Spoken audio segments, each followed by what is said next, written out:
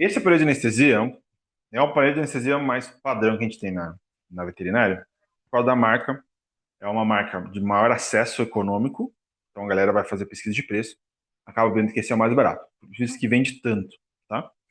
É o melhor que tem? Não, né, gente? Tipo, isso daqui dá o quê? Uns 3 mil, 4 mil reais aí atualizado nessa condição, que é um equipamento de entrada deles, talvez sem o pezinho aqui, ele fique um pouco mais barato, tem várias conformações, tem isso daí dentro de uma maleta, que se torna o aparelho mais barato que tem, tá? É... Custo-benefício, eu acho que sim, pelo que ele faz, o grande, mais importante é o operador do que a máquina, tá? Mas por que eu falo, é o melhor? Porque, gente, como que eu vou comprar um aparelho desse, um aparelho que é 120 mil reais, né? Então, assim, o Uno e o Uni e o Mille e a Ferrari fazem a mesma coisa, só que não da mesma forma, né? Então, entra aquela condição assim, dentro do centro cirúrgico a gente pode gastar muito, tá? Mas a gente tem que adaptar com a realidade. Por que que o Delta Life é a realidade na veterinária? Porque grande parte de quem vai montar um centro cirúrgico, dificilmente um anestesista monta uma clínica, monta um centro cirúrgico para ele anestesiar. Quem faz isso normalmente é um cirurgião. E o cirurgião acaba que compra uma mesa boa, compra uma luz boa, porque é a parte que ele impacta mais o trabalho dele, e a galera tem que se adaptar com o mais barato. Tá? É por isso que quando o cara é especialista, começa a fazer atendimento de volante, a primeira coisa que ele vai investir em equipamento bom para ele usar, porque nos lugares não tem esse equipamento bom. Mas pro praxe, né? Nos locais que eu faço volante, eu não compro equipamento porque eu chego lá, tem equipamento bom em todos os lugares. Então eu não preciso ficar carregando, preciso ficar. Mas a maioria, a realidade dos anestesistas aí, tem que acabar comprando um equipamento, porque nos lugares sempre vai ter um equipamento mais barato. Mas o objetivo do curso é ensinar com esse equipamento mais simples, porque é a realidade, gente. É o que a gente tem que começar a atender, e isso daqui cumpre a função que precisa. A gente consegue fazer grande parte dos procedimentos aqui, tá? É... E falo para vocês, né? Toca há anos a rotina com o Delta Life, ele cumpre o papel que ele tem, faz bem feito, e para mim tá louco bom, tá? Talvez, se eu fosse montar um centro cirúrgico para mim, eu começaria com o Delta Life mesmo, até começar a clientela, até ter um volume maior, até o custo, comprar um equipamento mais caro vai vai transformar meu serviço para os tutores. Ó, eu tenho uma condição maior, então vou ter que gastar muito marketing para esse benefício financeiro ser maior. Tá? Então ele cumpre muito, muito bem a função e dá para fazer a maioria das coisas com ele. Tá? Mas a gente tem que entender um pouquinho como ele funciona. Tá? Aqui atrás, né, no caninho verde, aqui a mangueirinha verde, é o oxigênio, é a entrada de oxigênio. Tá? O oxigênio vai passar aqui por dentro e ele vai passar, parte do oxigênio vai passar pelo vaporizador. Esse vaporizador é um vaporizador universal, então eu posso colocar isoflurano, olotano, sevoflurano, posso colocar vários tipos de anestésicos aqui. E vale a pena mesmo é o ISO. Tá? A olotano não se encontra mais. E o sevoflurano, ele tem uma especificidade tão boa que é um desperdício colocar ele no vaporizador universal. Tá? Então o ISO acaba se tornando padrão. O vaporizador universal é até proibido nos Estados Unidos e na Europa. Aqui, porque a gente usa tanto no Brasil? Porque vem junto com a aparelho de anestesia. Vem acopladinho, então dificilmente alguém compra uma coisa que já vem junto, tá? Mas o ideal seria o calibrado, tá? Mas aprendendo bem a usar o isoflurano, consegue fazer ele com uma boa condição. Então aqui, nessa mangueirinha, que o ideal seria essa mangueira de silicone, que é a de borracha estraga muito rápido, né? Mas agora é baratinho essa seringa, essas mangueirinhas, eu vou ter a saída comum de gases. Então o que está saindo aqui? Se o vaporizador estiver ligado, está saindo oxigênio e anestésico inalatório, tá? E aí se torna o segredo, tá? Essa mangueirinha, que é onde está saindo o anestésico e o oxigênio. Aonde eu colocar, acoplar ela, vai mostrar que circuito estou usando, tá? Quando eu uso baraca, que esse circuito é um circuito que vem à parte, não vem junto com a parede de anestesia, tá? Que é a traqueia, né? Rugada e um balãozinho pequeno. Isso daqui se chama baraca. É um sistema de ventilação de, de, é, de ventilação que a gente usa, que a gente considera ele aberto. Por quê? Porque não, o ar que o paciente expirou não retorna para ele. Por isso que é um sistema aberto, já vai entender. Então, assim, eu posso colocar essa saída de gases aqui na frente do paciente. Então, isso aqui eu vou ligar no traqueotubo. É um bocal padrão, e todos eles vai acoplar no traqueotubo, de maneira padrão. Tá? Então, no questão do Baraca, o oxigênio vai ficar perto do meu paciente. A oferta de oxigênio ISO vai ficar perto do meu paciente. Ah, eu poderia colocar aqui? Poderia, mas eu vou ter um espaço morto, vai ter uma situação que nem sempre é muito interessante. É o único sistema aberto que existe? Não, existem outros sistemas abertos. Tá? Só que esse daqui, que é o mais simples, já está um custo de 200 e poucos reais. Só esse daqui. Tá? E ele não vem junto com o aparelho de anestesia. Quando que a gente vai usar o sistema Baraca? Quando eu vou anestesiar um paciente que tenha menos de 10 quilos. Por exemplo, assim, o Baraca é até 10 quilos, como praxe. Tá? Mas eu coloco aqui como até 5 quilos, 8 quilos eu vou usar Baraca. Acima disso, eu vou usar outro circuito. Tá bom? O ideal seria ter capnógrafo para saber se o circuito está bom ou não, mas capnógrafo também não é o equipamento básico de um centro cirúrgico. Tem que investir mais 5 mil para ter isso. Então, eu ensino com o básico. O básico é o que o conselho exige que tenha dentro do centro cirúrgico. Tá bom? Então, isso aqui é uma coisa obrigatória de ter, porque é isso que eu consigo fazer anestesia em um paciente pequeno. Tá? Talvez ele pudesse ser substituído por uma traqueia do aparelho de anestesia neonato. E aí você não vem junto, você tem que comprar um outro kitzinho. Tá? Mas se torna esse daqui o mais prático e que a gente mais utiliza. Tá bom? Ah, eu não faço inalatório, eu faço TIVA. Uso esse daqui para fazer em TIVA. Né? Mesmo que não vá fazer anestesia geral, para fazer oxigênio, eu faço esse daqui. Tá? Porque tem a bolsa de reservatório de CO2. CO2 é importante para a respiração. Então, mesmo o paciente que não está recebendo anestesia inalatória, o fato de ter a bolsinha aqui, o balão, vai respirar CO2 e vai ajudar ele na respiração. Tá? Beleza. Pacientes acima de 8 quilos, vamos dizer, a gente vai usar o circuito que vem na parede de anestesia. Então, eu vou ligar a mangueira saída comum de gases na válvula inspiratória. Vou até tirar aqui para conseguir visualizar. Essa é a válvula inspiratória. O que acontece? Esse espaço aqui, isso que está aqui, só vai entrar no meu paciente na hora que ele inspirar. Na hora que ele inspirar, isso aqui abre e o ar comum de gases vai para o meu paciente. Tá? Tá colocado aqui. Meu paciente vai inspirar, o oxigênio ISO vai vir e vai entrar no meu paciente. Vai acontecer a farmacodinâmica dentro do meu paciente e na hora que ele expirar, vai sair na expiração o anestésico relatório, quase que completo, sem alteração, né? O gás carbônico e um pouco de oxigênio. Vai sair na expiração. Nesse momento, ele vai vir para a válvula expiratória. Essa válvula é expiratória, que ela se abre quando o paciente expira. Tá? Eu tenho a válvula Popoff. Então, acontece, essa válvula ou ela está aberta ou ela está fechada. Tá? Existem outras coisas que eu posso colocar aqui para ajudar, mas é tudo acessório, né? A gente vai comprar. O que vem junto, padrão, é essa válvula Popoff. Ou ela está aberta ou ela está fechada. Ah, meio aberto e meio fechado é impreciso. Tá? Então, o que ela faz? Ela faz o circuito ser semi-aberto. Na hora que ela está aberta, é um circuito semi-aberto. Na hora que o circuito está fechado, é um circuito fechado. Tá? Isso faz o quê? Parte da pressão respiratória vai sair aqui. Vai ter um escape de gases aqui. Tá? Para quê? Para equilibrar um pouco essa pressão dentro. Se ela está fechada, a mesma pressão que o cilindro de oxigênio está jogando para dentro do circuito, está tendo essa pressão lá no pulmão do meu paciente. Dependendo do tamanho do pulmão do paciente, isso pode gerar um barotrauma, um trauma devido à pressão. Tá? Então, sempre, sempre, sempre aberto. Quando a gente vai deixar fechado? Quando o paciente tem mais de 30 quilos. E quando eu faço um controle de pressão do meu circuito. Eu diminuo muito a condição do fluxo de oxigênio para isso a pressão não ficar acumulando dentro do aparelho. Tá bom? Tem que manter uma pressão mais estável dentro do circuito. Tá? O que também aqui não é muito legal, tinha que ter um medidor dessa pressão para eu fazer isso com mais segurança. Aí esse aparelho não tem. Tá?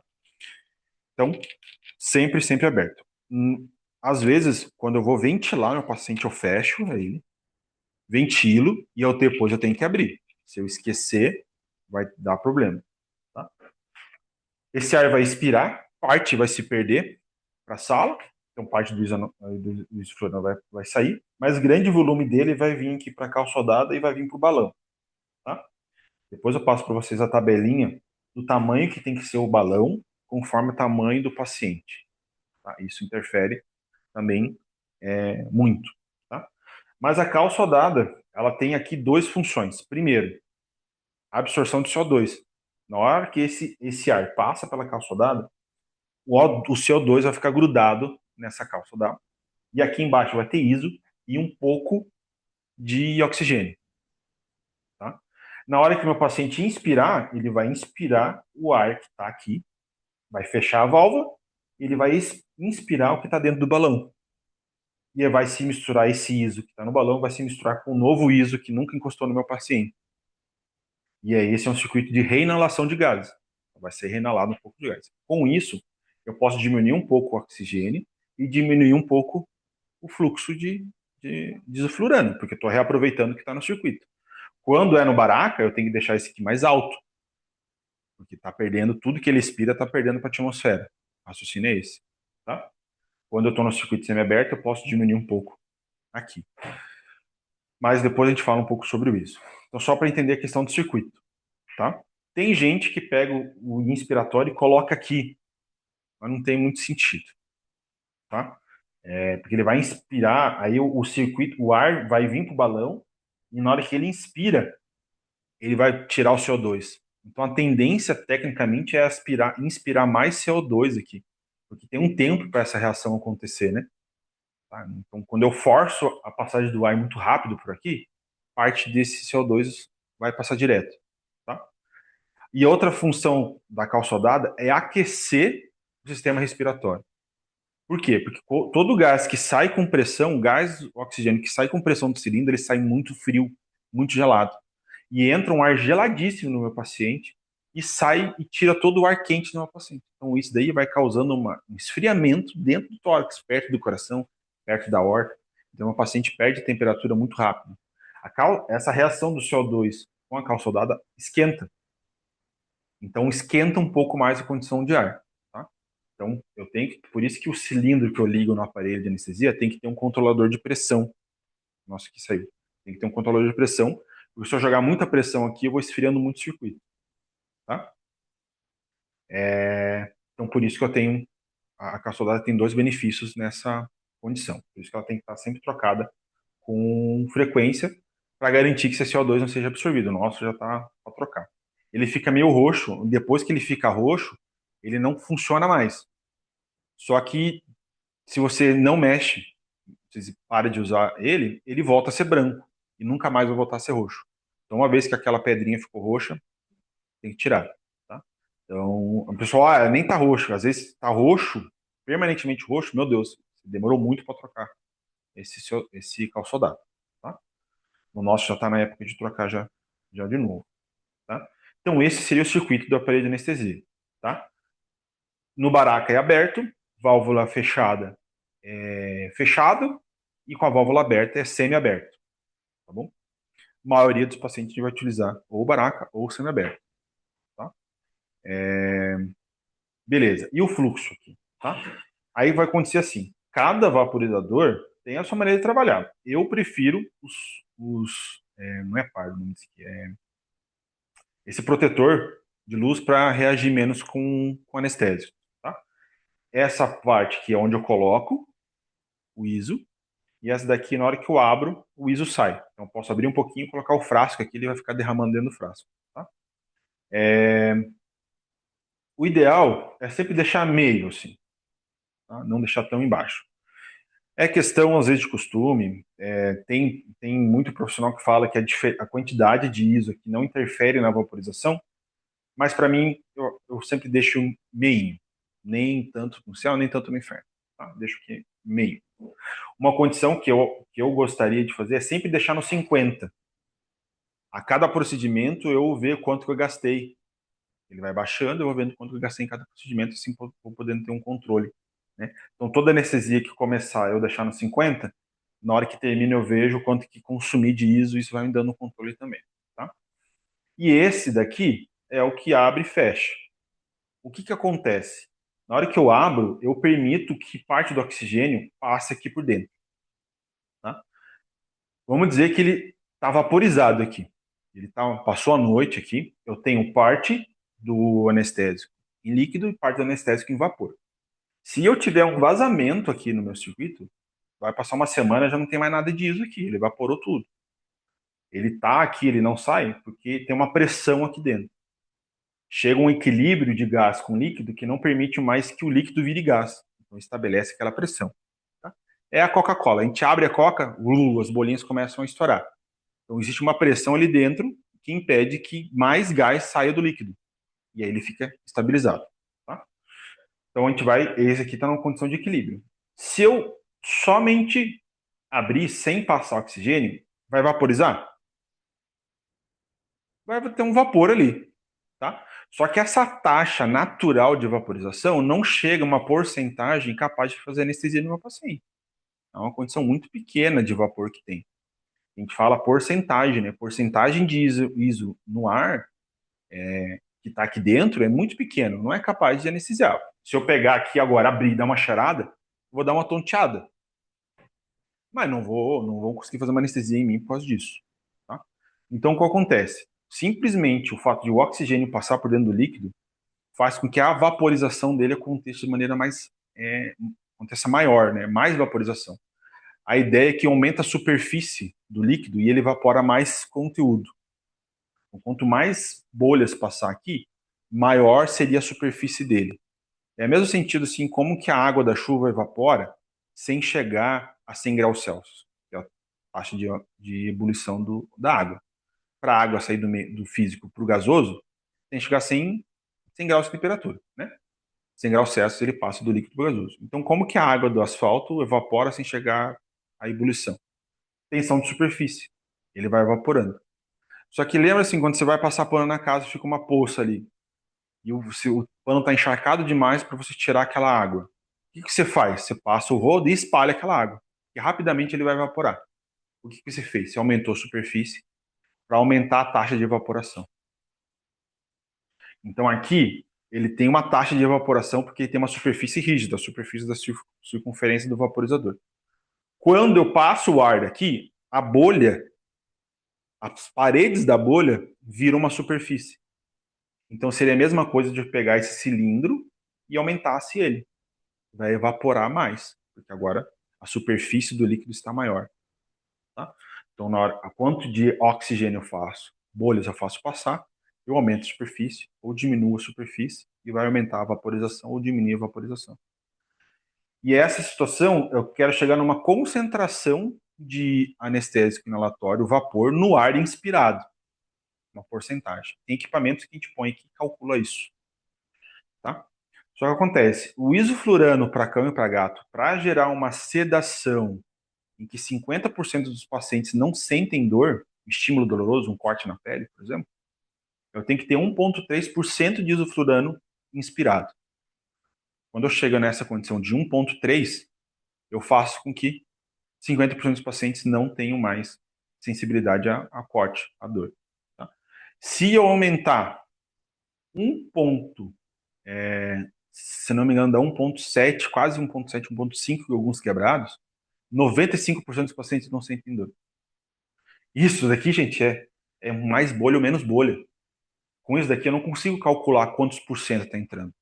Eu estimo o quê? O paciente está em plano anestésico e está tá com esses borbulhares, é ótimo, vou manter esses borbulhamentos. O paciente passou do plano anestésico, está mais profundo, tem que diminuir o borbulhamento. Nessa hora que eu diminuo, o que pode acontecer com ele? Ele pode começar a querer acordar, porque eu diminui demais. Agora tem que aumentar. Só não posso aumentar como estava antes. Então, por isso que ele é olhômetro, é olhos por cento. Eu vou contando bolha e vendo quanto que eu estou fazendo. Por isso que ele tem um risco. Por exemplo, 1,5% faz 95% dos pacientes dormirem, vamos dizer. Tá? E 2%? Pô, 2% faz ficar hipotenso. Todo mundo fica hipotenso. Esse vaporizador, se eu abrir ele no máximo e abrir oxigênio no máximo, ele pode chegar a 30% de ISO. Então, assim, é óbito em todos. Tá? Por isso que ele é muito impreciso, é uma margem muito pequena, uma tolerância muito pequena para erro. Então, antes de fazer inalatória, eu ensino a fazer piva. Você liga um pouquinho o ISO e não mexe mais. Você vai controlar plano anestésico no Propofol. Até chegar um momento que você consegue entender aqui as bolinhas e consegue controlar esse olho por cento. Vai ter que ir fazendo a tentativa e o erro sem matar ninguém, né? Então você vai fazer o ISO, bem pequenininho, bem pouquinho ISO, deixa borbulhandinho, avalia plano anestésico. Alguns pacientes vão precisar de mais. E esse mais você faz com Propofol, para não mexer aqui. E aí você vai aprendendo a usar ele. Tá? Ah, então eu vou usar calibrado. Calibrado é pesado e descalibrado é mais perigoso que esse. Tanto que o nosso aqui a gente não está usando, tem que mandar calibrar. Tá? Porque aí eu tô achando que tá indo tantos por cento e não tá indo tudo aqueles tantos por cento. É mais perigoso do que nas bolinhas. Esse aqui eu ainda consigo corrigir, aquele lá não consigo. Tá? Ele é muito pesado e simplesmente transportar o calibrado no carro, ele aumenta a chance dele desregular. Tá? Então acaba sendo uma situação assim. Qual que é a outra condição? Um equipamentinho que coloca aqui que mede quantos por cento está entrando no paciente, que é R$ 16.000. Né? Um aparelho desse. Por isso que aquele aparelho de anestesia 120 mil reais, ele já faz isso. Ele já mostra ali quanto diz o fulano está entrando no paciente. Você regula aqui e ele está contando quantos que está entrando. E você baixa. Fica uma situação assim. Então ele te dá as informações que você precisa. Por isso que ele é caro, né? Não é 120 mil só porque tem uma marquinha lá. Né? Tem um cavalo preto. Não, é porque tem um valor agregado e tecnologia envolvida naquilo lá. Tá bom? Então, pacientes gigantes, só no Propofol vai muito Propofol. Então, a gente liga um pouco do ISO e faz PIVA, parcial intravenoso. Faz um pouco inalatória para reduzir a dose do Propofol e você ter um controle melhor. Usar o ISO é quando não pode ser feito Propofol, por exemplo, que é pacientes hepatopatas, pacientes que têm problema no fígado grave, pacientes que têm alto risco de hemorragia, assim, que daí o Propofol precisa muito concentração, não que no ISO também não tenha esse risco, né, porque o ISO vai ser transportado pelo sangue, mas no Propofol a gente vai ter um pouco mais de preocupação com essa condição hemorrágica. Qualquer hemorragia um pouco maior que tiver, não adianta você aumentar o Propofol porque está tendo hemorragia. Tá? No isoflurano tem uma resposta um pouquinho melhor. Mas se for hemorragia massiva, vai acordar de qualquer jeito. Hemorragias massivas, antes do paciente morrer, ele acorda. O anestésico está tudo lá no sangue, fora do cérebro, e aí tem esse problema. Tá? Mas a principal contraindicação do Propofol é pacientes com problema hepático. Tá? E aí, isoflurano são pacientes que têm problema pulmonar, né? Os pacientes que têm problema no pulmão não pode receber ISO, porque ele não vai absorver como deveria absorver, tá? Fora isso, o resto é escolha. Eu acabo usando PIVA no paciente gigante, porque só ISO é muito. Só Propofol também é muito. A gente acaba utilizando um pouco dos dois, tá bom? Por isso que é impreciso. Tem que dominar um pouco mais TIVA, aprender um pouco mais a como funciona o Propofol, para daí você começar a tirar as rodinhas e usar um ISO para você ir vendo. Eu tive que fazer isso para hoje poder fazer anestesia só canalatória. Mesmo assim, tem que estar super focado. Tá? Por isso que eu tenho que ter no cilindro, dentro do centro cirúrgico, um regulador de pressão. Por quê? Porque está aqui numa quantidade de fluxo de oxigênio padrão. Se eu aumentar o fluxo de oxigênio aqui, aumenta a quantidade de ISO aqui. Tá? Mas estou dizendo que eu não mexi no aparelho, mas alguém lá fora no cilindro mexe no cilindro. Vai aumentar o oxigênio, aumenta ISO e o paciente morre. Por isso que eu tenho que ter um regulador de pressão do meu aparelho dentro do centro cirúrgico. Porque aquela pressão do regulador para dentro não vai aumentar. Pode diminuir. Se diminuir a pressão lá fora, vai diminuir a pressão dentro do centro cirúrgico. Mas nunca aumentar. Ele tem um regulador de pressão. O válvula nem está aqui. Aqui, ó. Esse regulador de pressão. Tá? Eu tenho que ter isso dentro do centro cirúrgico. Tá? Isso daqui a gente põe aqui na parede. Porque lá no cilindro, aqui o nosso circuito é um circuito.